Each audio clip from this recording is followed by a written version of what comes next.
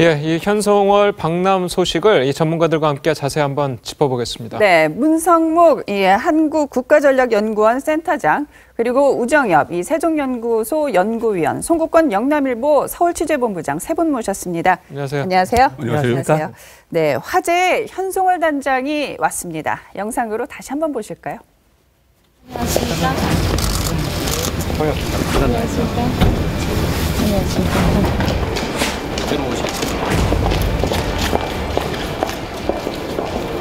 그래서 우리 컨설턴트랑 우리 정성훈 선생님 같이 대외적으로 응원하시고.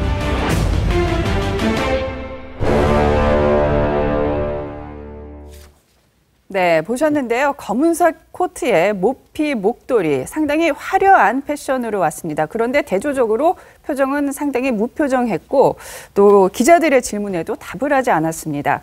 어떻게 보셨어요? 저 현송월의 어떤 패션과 태도에는 분명히 어떤 전략이 있을 것 같은데요. 예, 틀림없이 그런 것들이 담겨져 있지요. 일단 김정은이 왜 현송월을 보냈는가라고 하는 부분이거든요. 현송월은 뭐 알다시피 북한의 보천보학단 출신이고 준마처녀라고 하는 그런 히트곡으로 북한에서 가장 인기 있는 가수였고 또 우리 일각에서는 김정은과의 어떤 연문설 이런 것들로 우리 국민들 언론에 굉장히 관심이 많았어요. 2015년 말에 중국의 모란봉학단을 이끌고 갔다가 돌연 귀국하는 그런 중심 인물로 비춰지기도 했고 작년에는 노동당 중앙위원회에서 후보위원으로 선출이 되고 어떻게 보면 북한 예술인의 얼굴과 같은 역할을 하고 있고 김정은에게는 김정은의 복심을 읽을 수 있는 김정은의 대리인일 수도 있다. 예술 분야에 있어서는 적어도.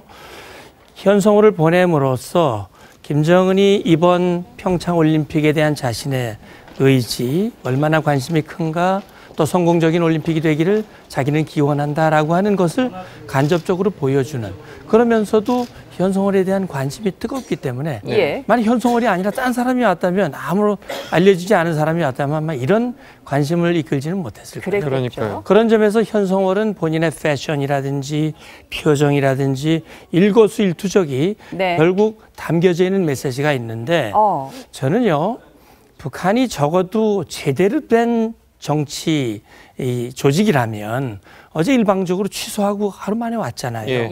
그러면 정말 미안하게 됐다. 유감이다. 라고 하는 한마디라도 해야 되는데 말씀하신 대로 물론 약간의 미소를 짓긴 했지만 상당히 마치 무슨 우리 대한민국을 뭐 휘젓기라도 하는 듯한 그런 느낌이 들 정도의 그런 행동을 보이는 것이 아닌가 하는 그런 불편한 마음으로 보는 국민들도 있을 거예요. 그럼에도 불구하고 어쨌든 우리가 우리의 올림픽을 위해서 북한 대표단 예술단의 일원으로 온 만큼 또 우리 국민들 중에는 또 환영하는 분들도 있습니다. 그래서 결국은 평화적인 올림픽이 되도록 유도하는 계기로 우리도 좀 활용할 필요가 있겠지요.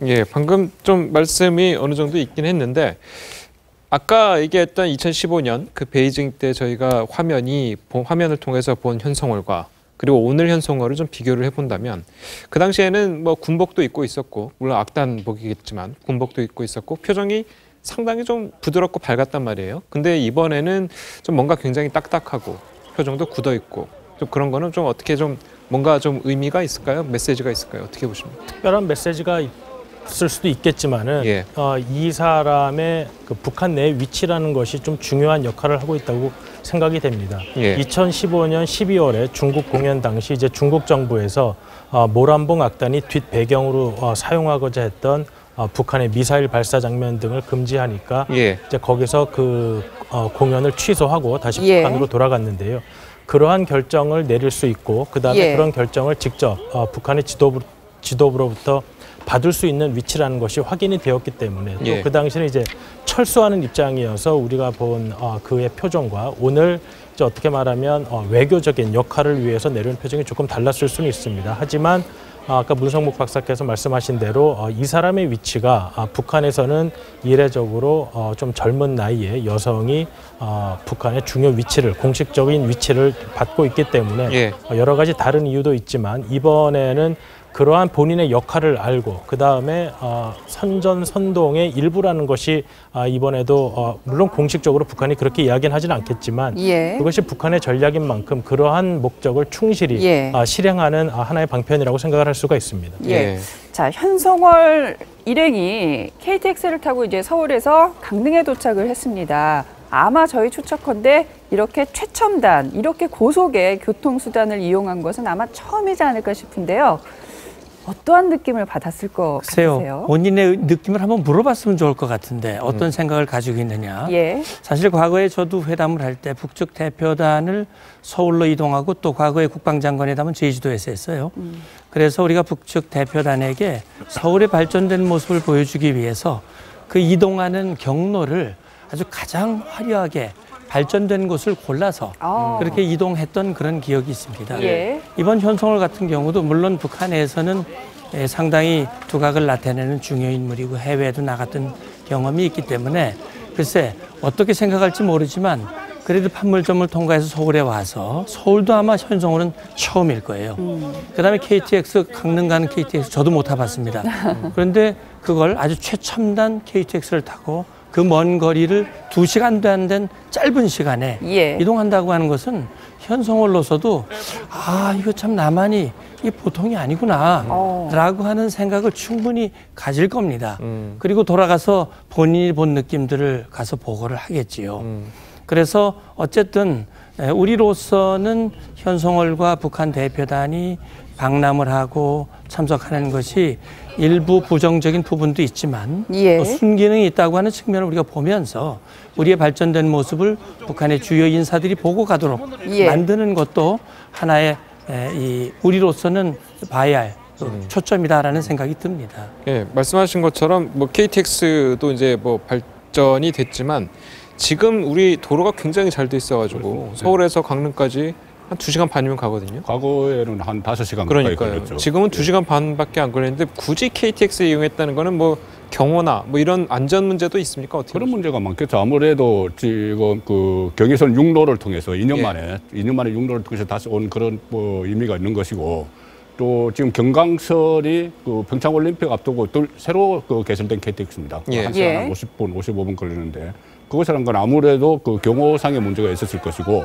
오늘도 그 이 KTX 산천이라는 것은 전부 객차가 8량입니다. 그러니까. 일반 KTX는 한 17호차, 18호차까지 있는데 이 8량 중에서 그 한 량 마지막 8호차를 통째로 그 북한 대표단에 사용을 한 것이죠. 예. 7호차는 경찰들이 통제를 했고 이런 모습을 보면은 아무래도 이것은 경호를 위한 것이고 육로보다는 KTX를 이용한 것 같고.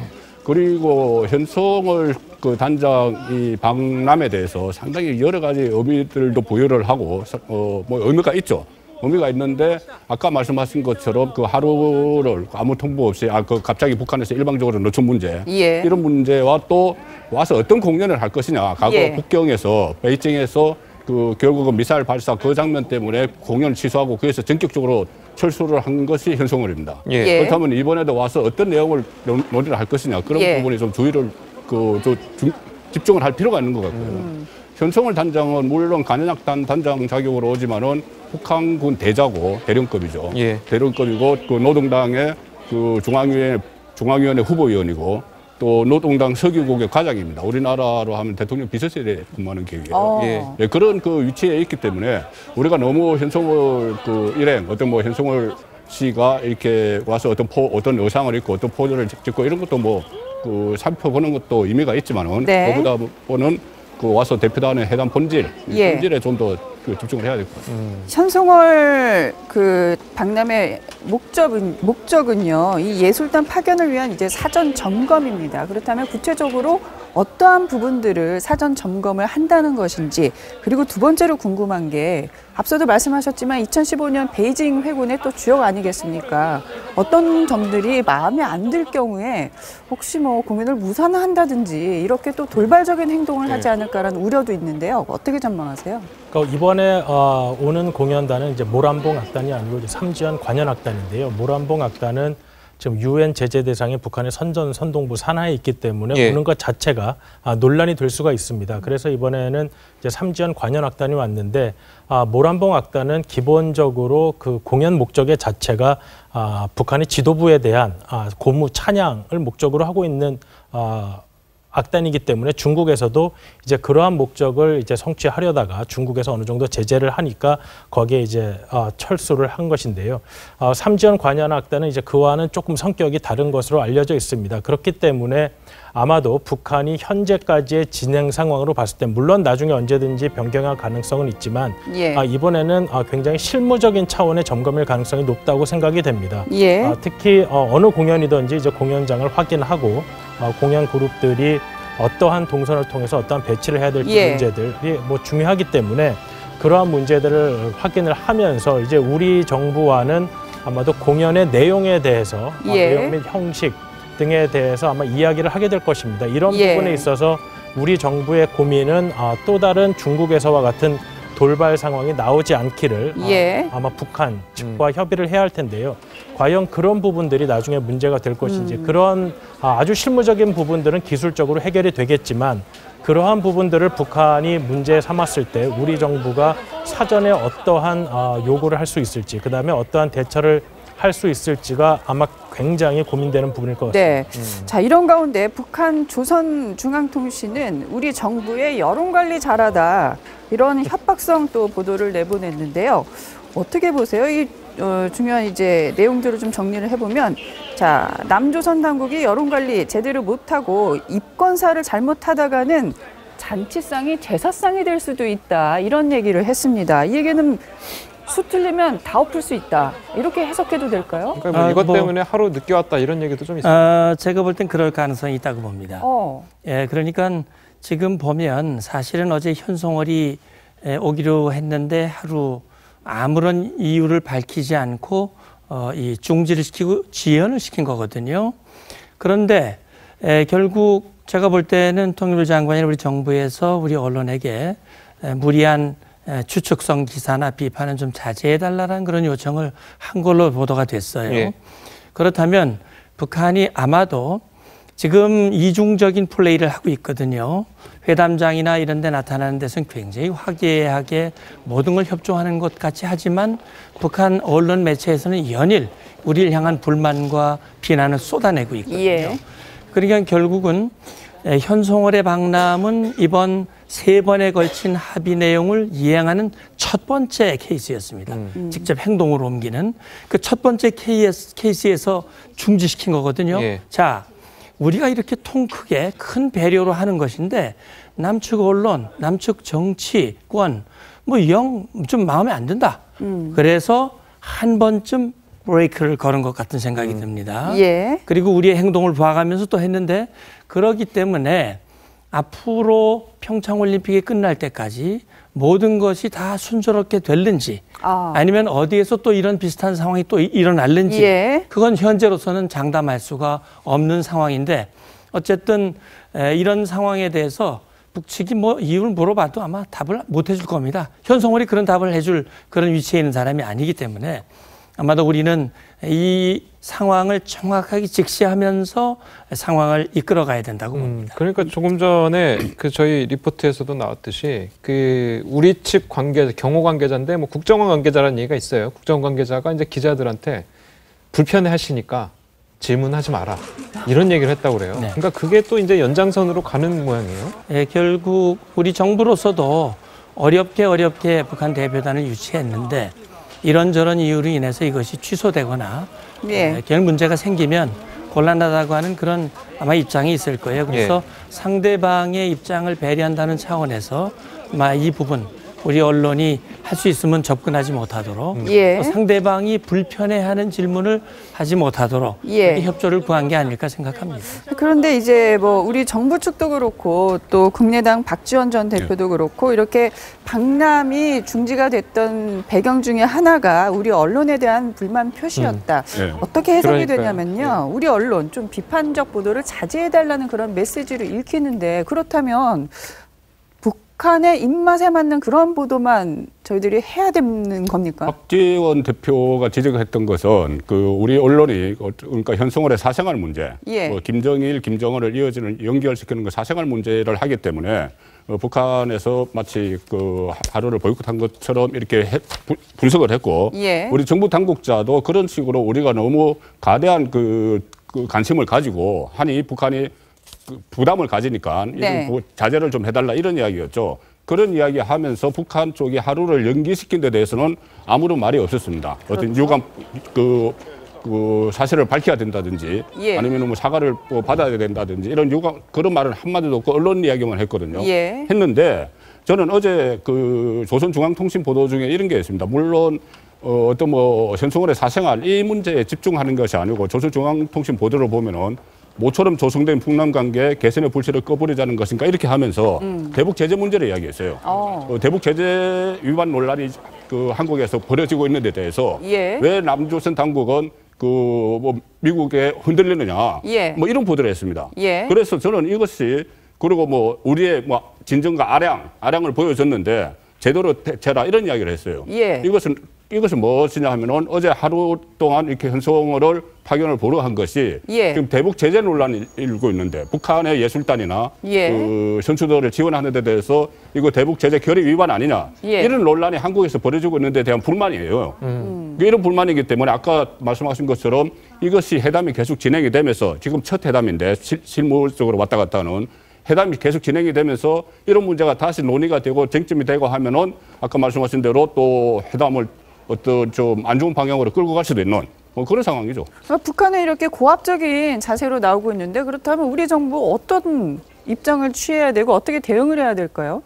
아마 우리 정부도 우리 언론을 통제할 수 있다고는 생각을 하지 않을 것입니다. 지금이 시대가 과거 권위주의 정권 시대도 아니고 다만 이제 북한과 굉장히 오랜만에 이런 접촉면이 재개가 된 것이고 우리 정부는 평창 올림픽에 대한 논의를 넘어서서 이것을 남북관계 개선 및 비핵화까지 연결시키고 싶은 지금 희망을 가지고 있기 때문에 어떻게든 별 탈 없이 일단 시작된 대화는 좀 끌고 가고자 하는 희망이 있습니다. 그렇기 예. 때문에 직접적으로 한국 언론의 보도에 대한 내용을 통제한다는 목적보다는 북한이 뭐라고 할 경우 한국 정부는 어느 정도 노력을 했다라는 좀 모습을 보여주기 위해서 그러한 모습을 보인 것 같고요.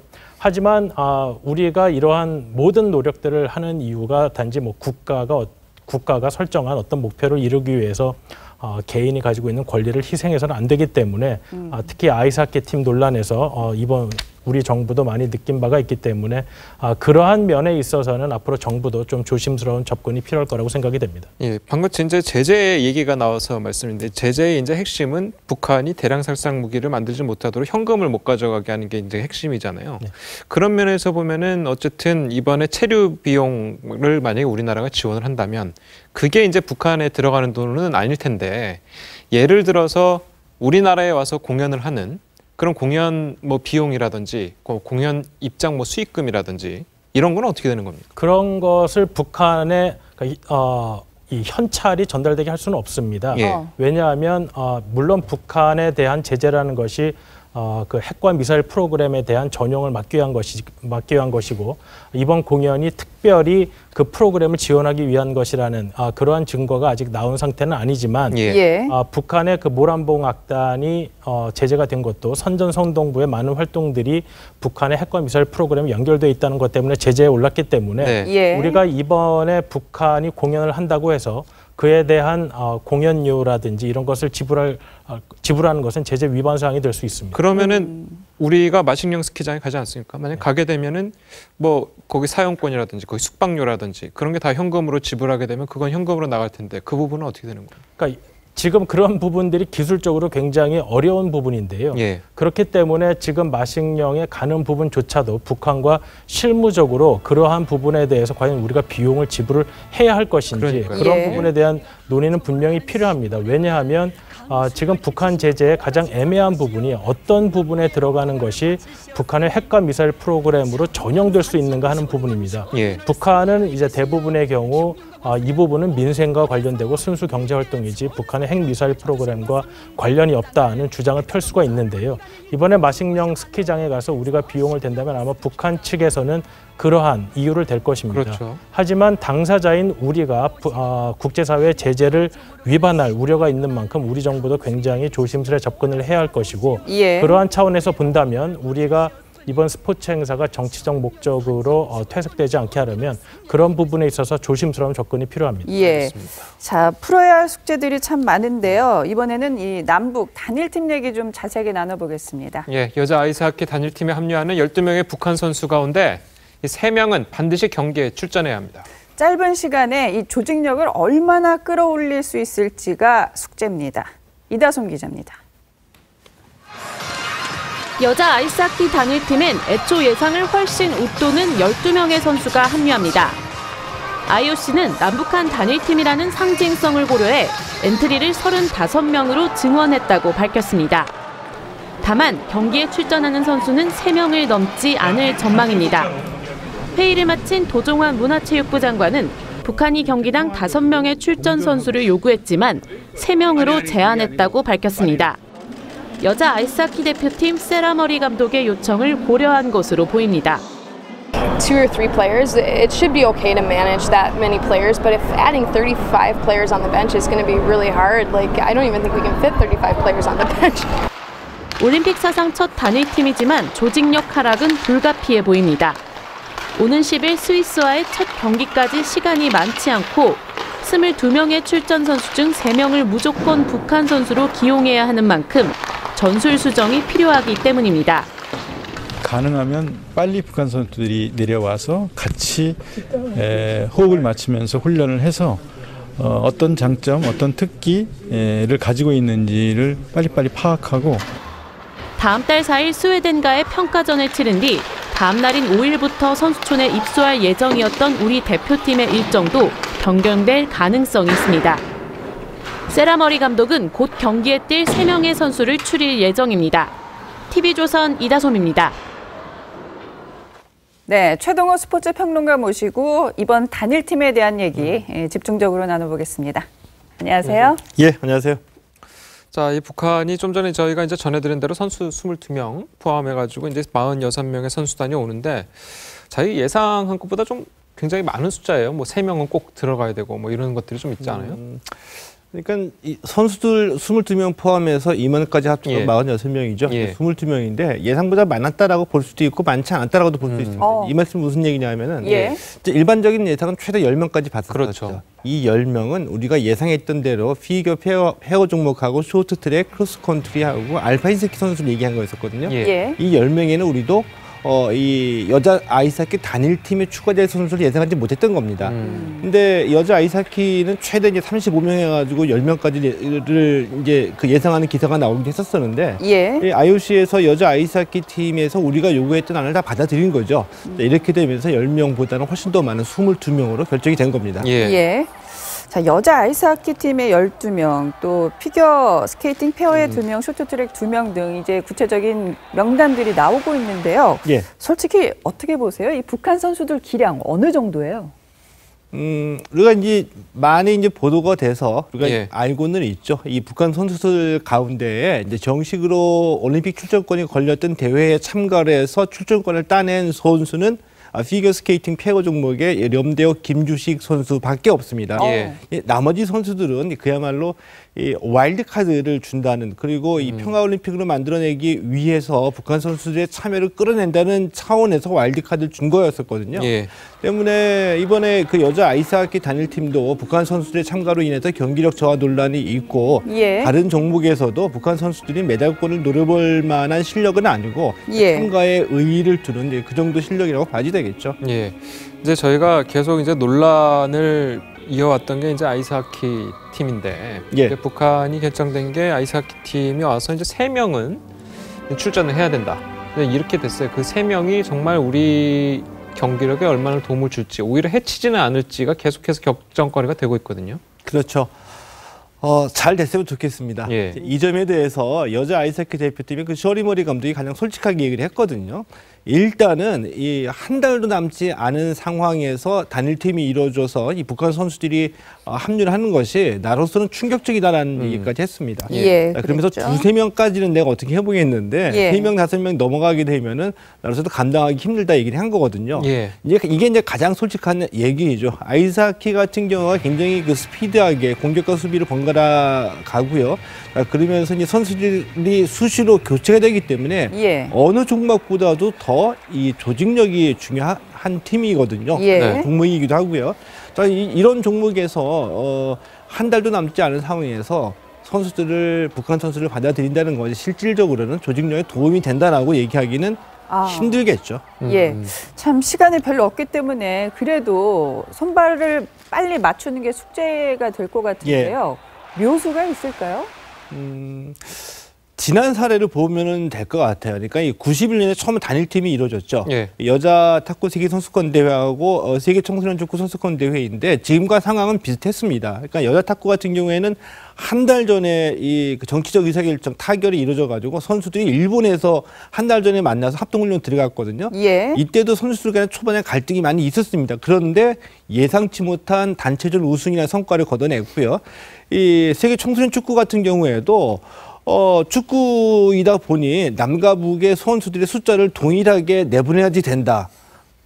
어느 쪽에서 더 많이 선수를 내보내면 안 된다. 그러니까 실력 기준이 아니라 남북 선수 동수를 했거든요. 그래서 수비는 북한, 공격은 남한 이런 식으로 나누기까지 했었었는데 일반적으로 보면은 도저히 상식적이지 않잖아요.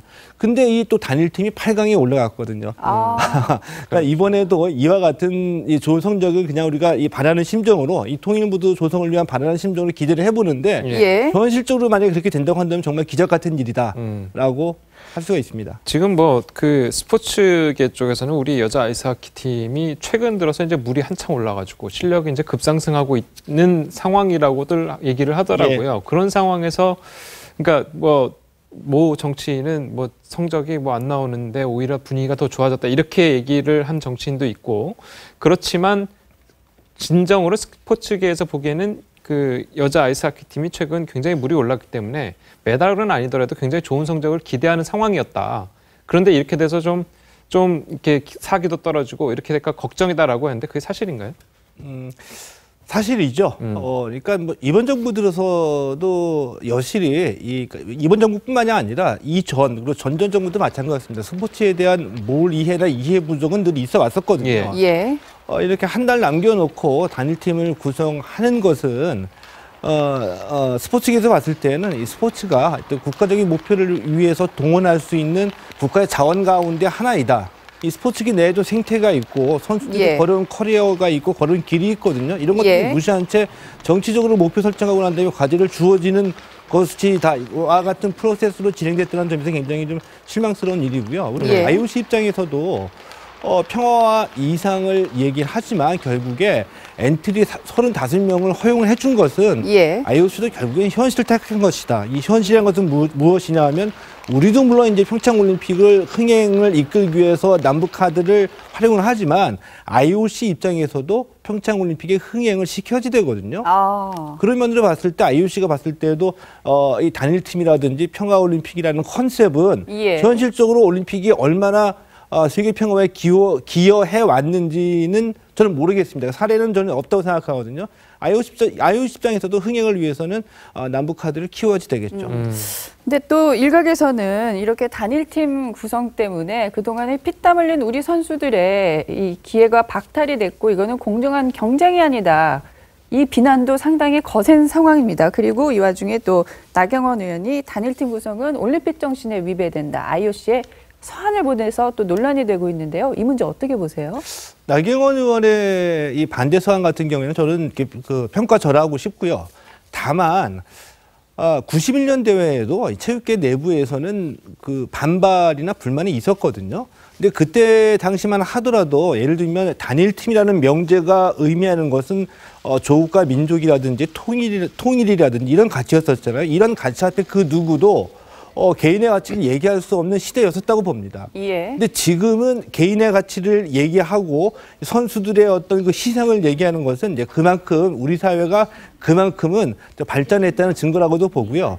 그리고 이런 논란이 단일팀을 두고서도 벌어질 수 있다는 것을 사례로 삼아서 다음번 국제대회에서 단일팀이나 남북교류를 얘기할 때는 좀 더 시간을 두고 절차를 밟아가는 그런 과정이 있기를 희망합니다. 예, 알겠습니다. 오늘 세 분 말씀을 여기까지 듣겠습니다. 감사합니다. 잘 들었습니다.